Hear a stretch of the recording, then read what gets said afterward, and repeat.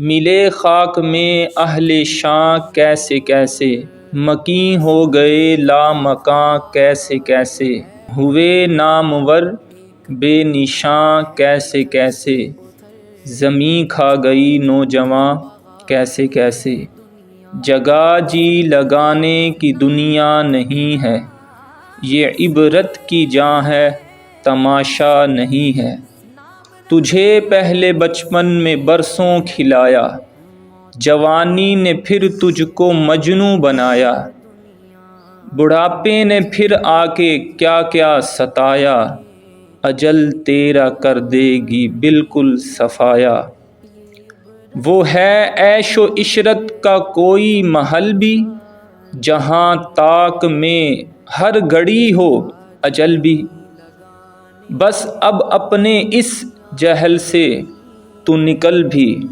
یہ طرز معیشت اب اپنا بدل بھی، جگہ جی لگانے کی دنیا نہیں ہے، یہ عبرت کی جاں ہے تماشا نہیں ہے۔ کہ ایک مرتبہ حضرت سیدنا عیسیٰ علیہ السلام سفر پر روانہ ہوئے، راستے میں ایک شخص ملا، اس نے عرض کی حضور مجھے بھی اپنی بابرکت صحبت میں رہنے کی اجازت عطا فرما دیں، میں بھی آپ علیہ السلام کے ساتھ سفر کرنا چاہتا ہوں۔ آپ علیہ السلام نے اسے اجازت عطا فرما دی، کوئی بات نہیں تم بھی میرے ساتھ آ جاؤ۔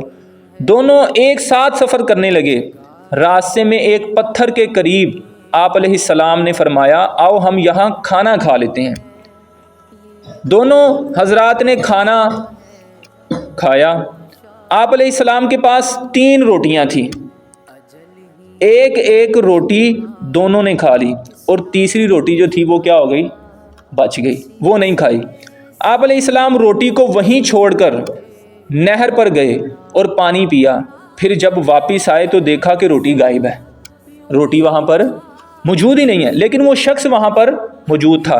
آپ علیہ السلام نے اس شخص سے پوچھا بتا تیسری روٹی کس نے لی تھی، تیسری روٹی کہاں پر گئی ہے، تم نے کھا لی ہے؟ کہتا نہیں مجھے تو نہیں معلوم کہاں ہے۔ پھر آپ علیہ السلام نے فرمایا آؤ ہم سفر پر چلتے ہیں، چھوڑ دی اس بات کو چھوڑ دیا۔ وہ شخص اٹھا اور آپ علیہ السلام کے ساتھ چلنے لگا، راستے میں ایک ہرنی اپنے 2 خوبصورت بچوں کے ساتھ کھڑی تھی۔ حضرت عیسیٰ علیہ السلام نے ہرنی کے ایک بچے کو اپنی طرف بلایا تو وہ آپ علیہ السلام کا حکم سنتے ہی فوراً آپ کی خدمت میں حاضر ہو گئے۔ پھر آپ علیہ السلام نے اس کو ذبح کیا، اس کو بھونا اور پھر اس کا گوشت دونوں نے کھایا۔ پھر آپ علیہ السلام نے اس کی ہڈیاں ایک جگہ پر جمع کر دی اور فرمایا اللہ کے حکم سے کھڑا ہو جا، قم باذن اللہ، اللہ کے حکم سے کھڑا جا۔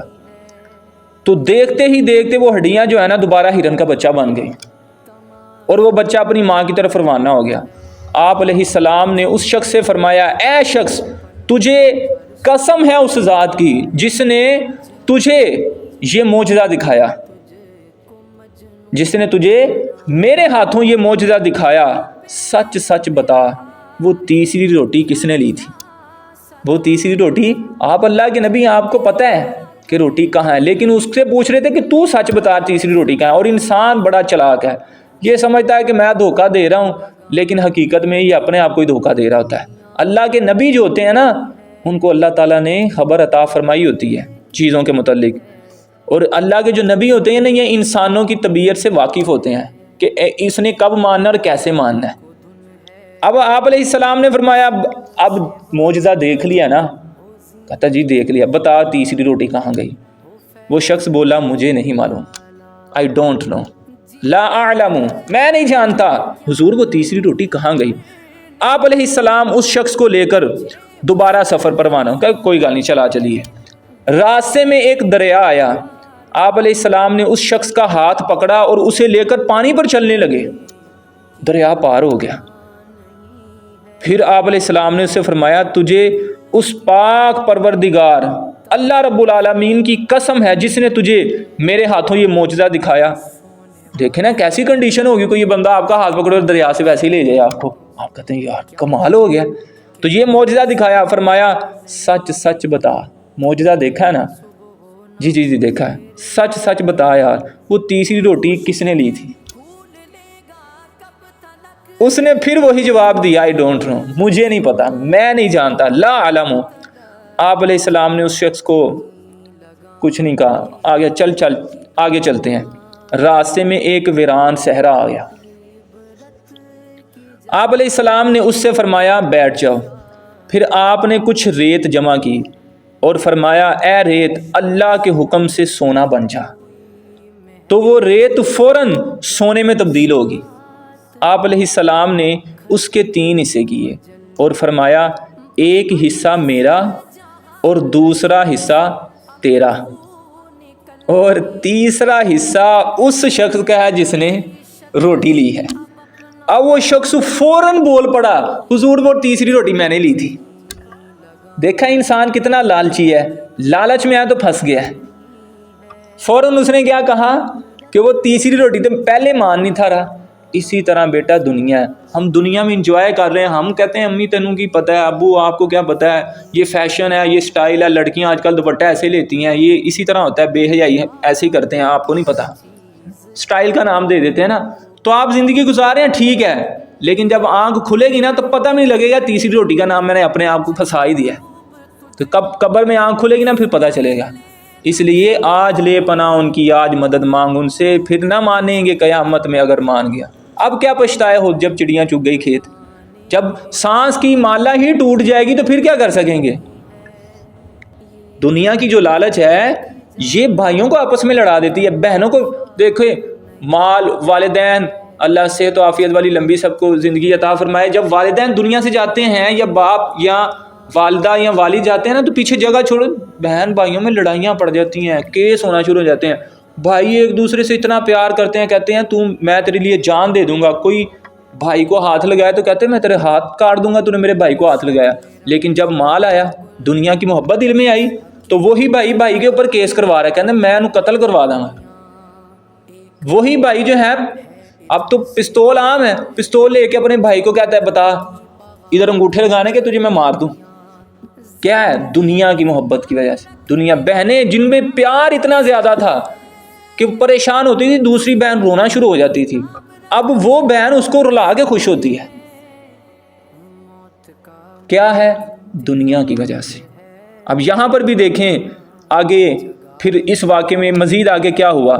حضرت سیدنا عیسیٰ علیہ السلام نے اس شخص سے فرمایا یہ سارا سونا تو ہی لے لے، تو دنیا کا بھوکا ہے نا۔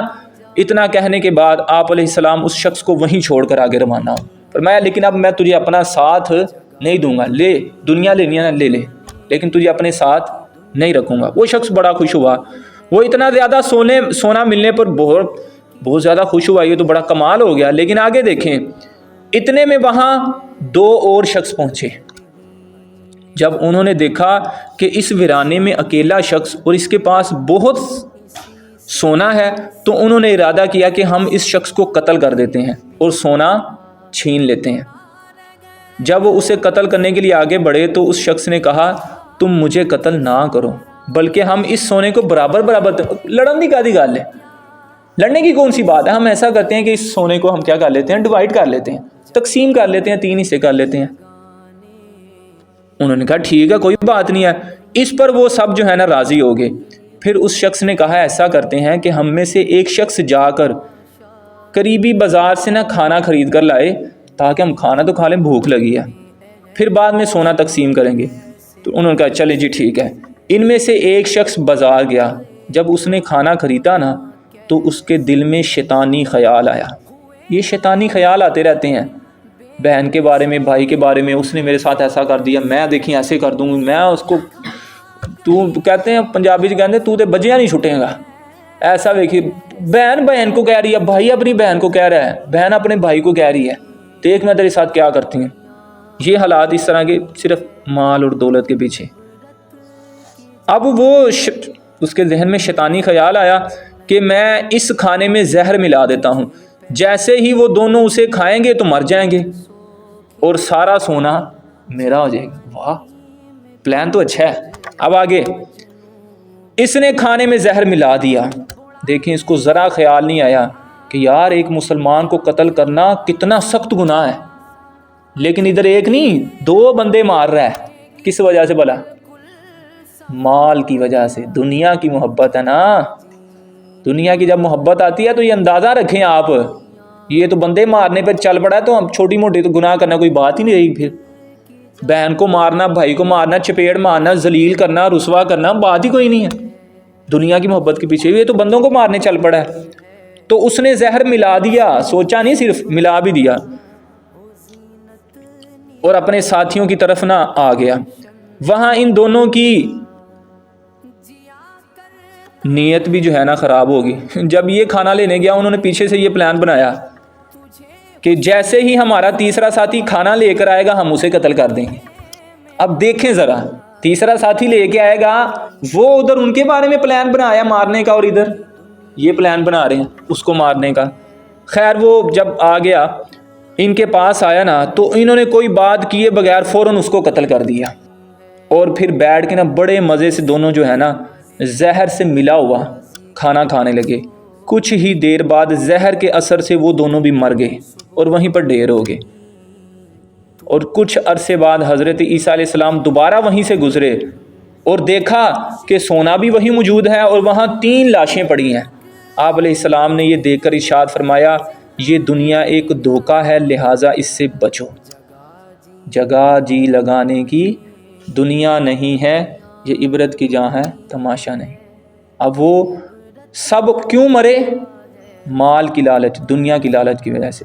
اسی لیے ہم بھی اگر دنیا کے پیچھے پڑ جائیں گے نا، دنیا کی لالچ ہر اعتبار سے، دنیا ایسی دنیا کی لالچ آئی کہ ہم نے اللہ سے تعلق توڑ لیا، اللہ سے دور ہو گئے، بہن کو بھی کچھ نہ سمجھے، ماں باپ کو بھی کچھ نہ سمجھے، ان سے بد کلامی، مینو میرا حصہ دو، فلاں کرو، یہ کرو، اس طرح کی باتیں شروع کر دیں، رشتہ داروں میں لڑنا شروع ہو گئے۔ تو دنیا کی لالچ جو ہے نا بندے کو بڑے سے لڑا دیتی ہے۔ اللہ تعالی ہمیں دنیا کی لالچ سے محفوظ فرمائے۔ ہاں وہ دنیا جو ہمیں اللہ کی راہ میں خرچ کرنے کا شوق اور جذبہ ہے، وہ چیز اچھی ہے۔